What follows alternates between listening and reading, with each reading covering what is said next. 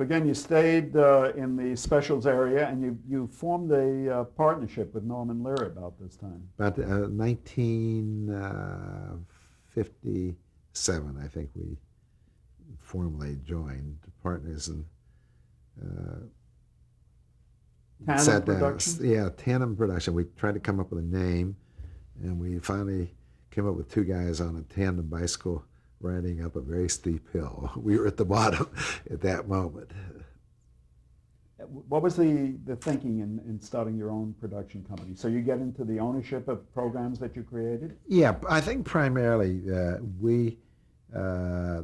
one was we really wanted to own our own destiny, if you will, have our own company and create our own particular shows. And at the same time, the very thing we talked about earlier, that we thought the two of us would be a package for motion pictures, which it turned out to be, where we could write, produce, direct. We would be the whole ball of wax, if you will, together. And I thought that was an interesting way to deal with the cinema aspect of our career. Why do you think you and Norman got along so well together? Well, I think we got along well because there was a lot of love and respect between the two of us. We'd had a lot of history of the past. We were working in different areas. So your skills complemented one another? Complemented each other. That's probably the proper way to say it. And I think that, as it turned out, that our partnership was the longest single partnership, I think, in show business. I mean, you had Shavelson and Rose, some great ones, Billy Wilder and Izzy Diamond, but none of them lasted. We lasted until we voluntarily went our separate ways, and that was over for 25 years almost. But you work with a lot of talented people, good people. Why you and Norman? I don't know, just the chemistry. The chemistry was just right between the two of us. I felt something about him that I didn't feel about anybody else. I just felt that he and I had something very much in common, a certain taste and a certain drive,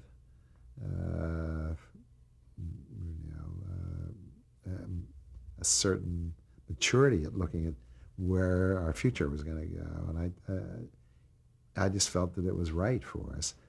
And we both talked about it for a long time, obviously, before we decided to join together, because both of us had large enough egos that, which is always the problem when you close the door. How do you stay together? I think a partnership is more difficult than a marriage in a strange way, because you've got to learn to deal with the material and not deal with each other on that level. So that if he writes a piece of material that I may not like, or I may even try to rewrite, if he takes it personally, you've got a problem. And I've always thought the same thing in directing with people. I've always said to an actor, no matter who they are. I remember I did a picture with Gene Hackman, and I said to Gene, Gene, you got to know, let's deal with each other about this material. I respect you. That's why you're doing the picture. I'm a fan of yours, and I hope you feel the same with me. And let's deal that way, and we'll get along fine. We'll have no problem, because you can have your point of view that differs from mine and mine from yours, and that's okay, as long as we respect each other. That's all I ask, And I felt that was uniquely right between Norman and myself. We had many differences of opinion, and still do. But I think when we walked out of the door and closed it, we both respected each other and loved each other, no matter what went on behind the door. Did you see each other socially as well? We did, yeah. So you were friends as well as business partners? Yes, we were. What was the first project for Tandem? Well, the first project we did was we came up with an idea for TV Guide. We did the a special for the TV Guide Awards, we called it, where we said let's give awards which the People's Choice stole later on. We took TV Guide and said, why don't we'll pick 6 categories: the best show, the best this, not, and you'll put it in the TV Guide, the ballot, and an envelope where they can mail it back in, and we'll do an award show, which will be roughly 40 minutes or 45 minutes of material that we will do, comedy with an all-star cast. And the last 10 minutes we'll devote to these 7 awards called the TV Guide. And we did that show, which was very successful. We had Robert Young and Bob Young on, and a lot of Dan Blocker, and a whole group of people, and we did sketches. And it went off, and we did it a couple of years, and then we didn't want to do it anymore, and it fell apart. And then the People's Choice came on. I think it's been on which is basically Ever since. Ever since, yeah. Yeah. Of course, there was no deficit financing with shows like that, so that you were in profit with that. Yeah. And you'd moved out of the for hire business, and you were now doing. Yes, we did. We did a show called Henry Fonda and the Family, where Henry Fonda was like an Our Town approach, and we dealt with the American family, and we had a wonderful cast on that show of very gifted people. And then, who were some of the gifted people you had on that? Well, we had Jack Warden, and we had Dan Blocker, we had Cara Williams, I remember. We had Mickey Pollard, we had Carol Lindley, we had Dick Van Dyke. It was a wonderful show, and we just dealt with the family. Each sketch was, but in fact, one of my favorite sketches was on that show, and it reminded me a lot of all of us when your child leaves to go to college, how sad you are, but you don't realize it. And we did this with Lee Grant and Jack Warden, and the sketch took place when they just dropped their daughter off and came home. And isn't this great? And finally, we got just each other. Isn't this great? We just sit down now and have a drink. Oh, that's great. And the more they talked, you realize they had nothing to say. The house was just totally empty without the child. And it was so poignant that finally in the end, the two of them just took each other in the hand and were crying. And I thought, we dealt with really wonderful things about the family, not all dealing in sadness, but really striking a nice. And I loved that show. The Henry Fonda show was another Emmy show. It was a show that subsequently was rerun again the second time, which always to me is a. Henry Fonda was a genuine, not only movie star, but a Broadway star. Yeah, he was. Was working in television sort of like slumming for him? No. Was he already on the down crest of No. He was. He's quite the opposite. As a matter of fact, Henry Fonda had a television show of his own. He had that one out in review. I forget what it was called, a Western that he did. One wonders, why would Henry Fonda do television when he was such a big star? I think he knew the power of television, and he genuinely liked doing it. He was terrific in it. He was so relaxed. Television meant there was no threat to Henry Fonda, and he was wonderful. Was he difficult to work with? No, he was totally pro. I'd worked with him on the Goebel show. He was a guest. We had him on the Goebel show, I remember, and then on this show, he was terrific.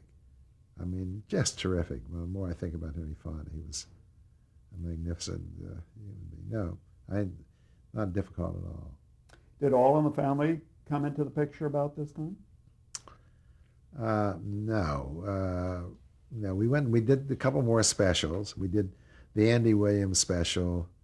We did an Andy Williams special that we had Henry Mancini on, and Anne Margaret, and Dick Van Dyke, and a couple others. And that show then the special got him a weekly show. So we then had a weekly Andy Williams show that we owned. We didn't take a total active participation in it. We had Bob Finkel was producing it for us, and we were now becoming, quote, executive producers, whatever you want to call that. Would come in for a reading, and so that show went on. We did Andy Williams. We did a couple more specials too. Excuse me, was Andy Williams sort of a male counterpart of Dinah Shore? Was it a Yes. similar type situation? Yeah, he was. Andy was very relaxed and he was terrific. He had done a show with Norman Jewison, a summer musical show, and I thought the show was wonderful. And I think Norman is one of the best directors television ever had, and but it didn't have it. It was a total musical format.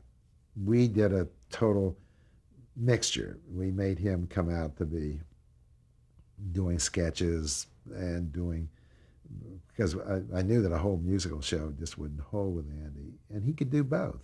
He did very well at light comedy, and we had the Jackson, and Michael Jackson was that big, and we had they were Jackson 5? Jackson 5 was a regular on that show.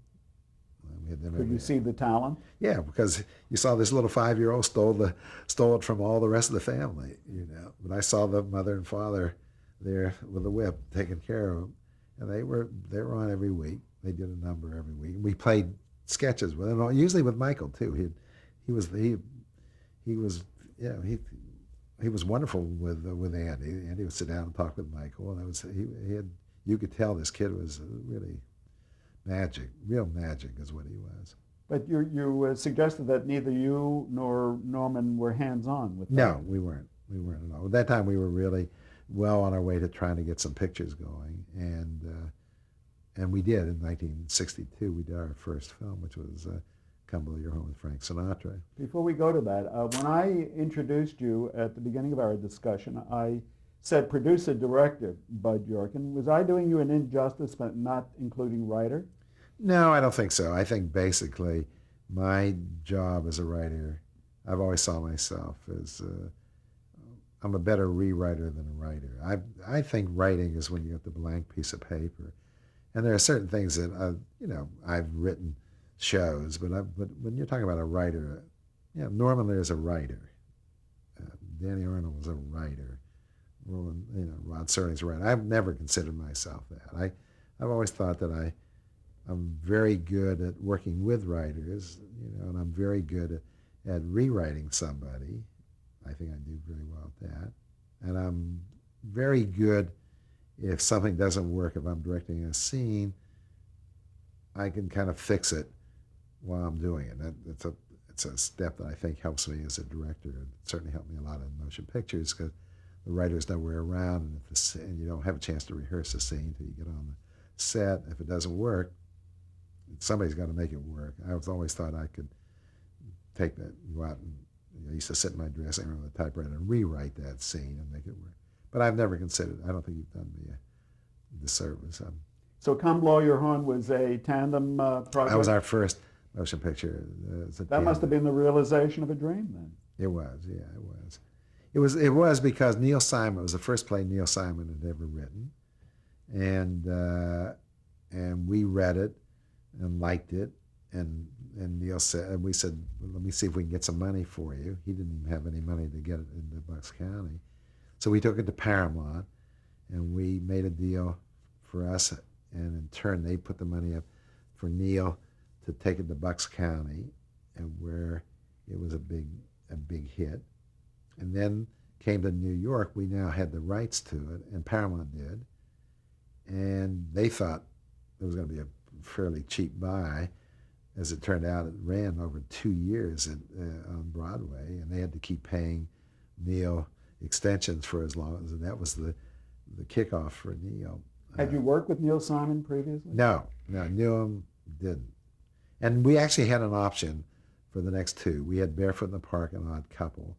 And one of our classic youthful eras, we felt we don't want to be known as doing Broadway shows, pictures of Broadway shows, but we could have taken it under under tandem and hired a director. We had the show. No, we gave it back to Paramount. We said, we don't, you can have it, and passed on Odd Couple and I've talked subsequently with Neil about that and said, it's one of my big mistakes. Missed opportunities. Who played the Frank Sinatra role in Come Blow Your Horn on Broadway? How much? How much? Yeah. But for the motion picture, it felt you needed a bigger name? No, we rewrote the thing so that it became, the older brother became the star of ours in order to get Frank Sinatra. The younger brother was the star on Broadway. We brought Tony Bill in to play on, Lee Cobb was in our picture. Jacoby played it on Broadway. The late Lee Cobb played it with us. Was it a happy experience? Yeah, wonderful. And for me, it was. Did it work out for you? Was it profitable? Did it do well at the box office? Yeah, it was a big hit. It was a big hit. It was very we didn't own the picture, as Paramount owned it, but it was the first time we had a running profit participation in the picture. So we did okay, not enough to put us into retirement or go on a vacation, but we did well. But you had broken into the motion picture business, so why did you then come back to television? Well, we didn't. We stayed in motion pictures for the whole 60s. We did 7 pictures in the 60s. We did Divorce American Style. Which was another successful... Come Blow Your Horn, Night They Raided Minsky's, Start the Revolution Without Me, Cold Turkey. We did all those in the 60s. And we were really grinding out pictures almost which is amazing to get as many started as we did. What was your credit on most of those films? Director? Yeah, we shared producing credit, Norman and I did. And I direct.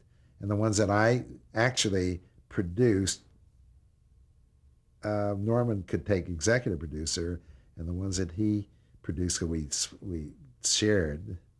Like when I went to Europe for a couple of years, which will take us up into All in the Family, then he would take executive producer on that. So I was as we were doing all these pictures, and we were working on those, and Norman was writing several of them, some he did, and so, I was living in England doing a picture with Alan Arkin called Inspector Clouseau, which is the only picture that Peter Sellers didn't do in that whole Clouseau family. They had gotten an argument with Universal, and Alan Arkin had done The Russians Are Coming, so they asked me if I wanted to go over and do that picture. So I said, yeah, great. So I went over to do that picture, and that's where I saw Till Death Us Do Part, which in turn, when I saw that show, I couldn't believe anybody could put that on television. And I sent a tape back to Norman. You saw it in London. The UK, yeah. Yeah, I was living in London. Right. He was working on Minsky's back in New York, doing the picture the Night They Raided Minsky's, and I was over there doing that. And I said, this will blow your mind. I said, what's these?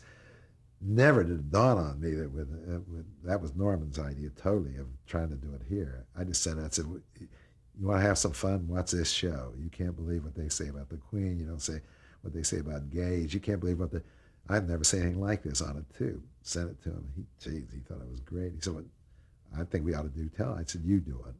I thought that, there's another one of Norman's fantasies. We'll never get this on the air. And so he started.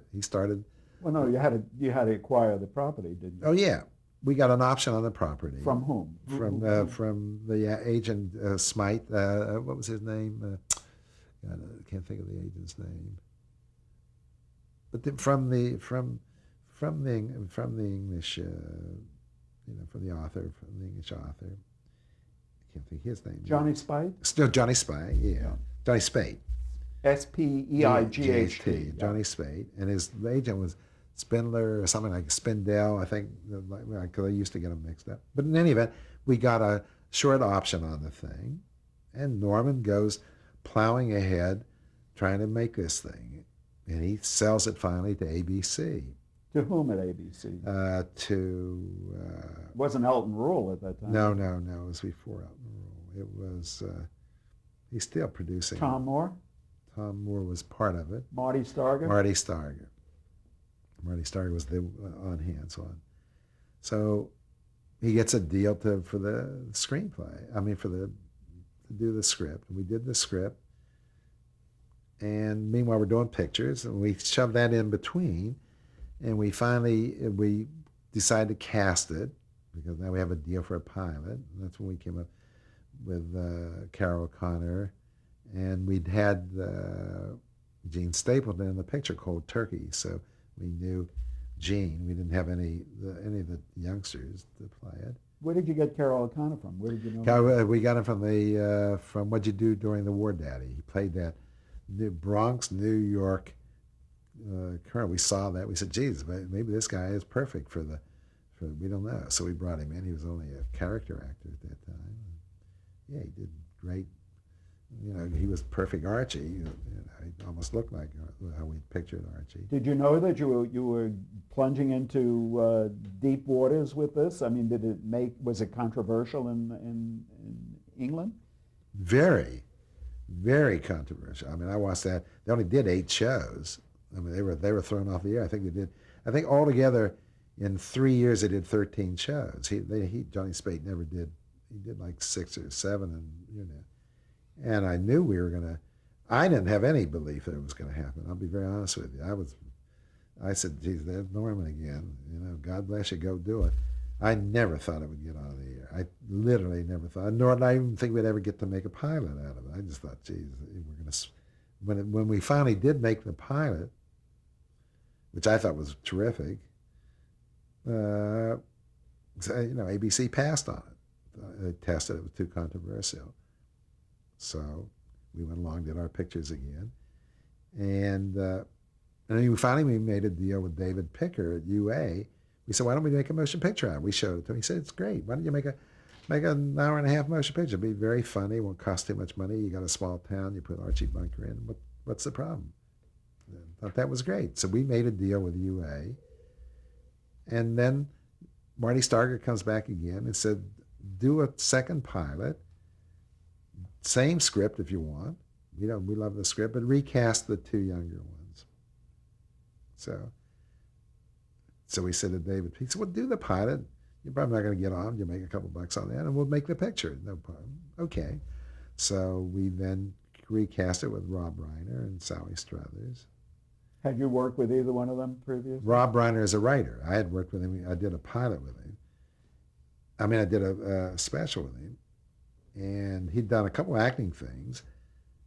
And I thought it was a great idea because he argued on every line. I never sat down in a room with a writer that I had so many problems I had with Rob Reiner. I said, geez, this guy drives you crazy.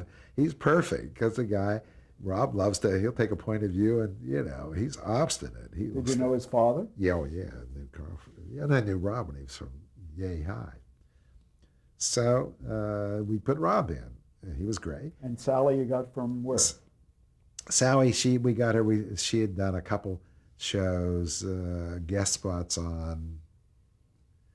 I can't remember. I think the Smothers Brothers. First time I ever saw her. But she came in and read with other people, and we ended up using her. At the risk of a very obvious question and maybe an unnecessary one, casting is crucial to the success of anything you do on television or in motion. Absolutely. I think the most important thing.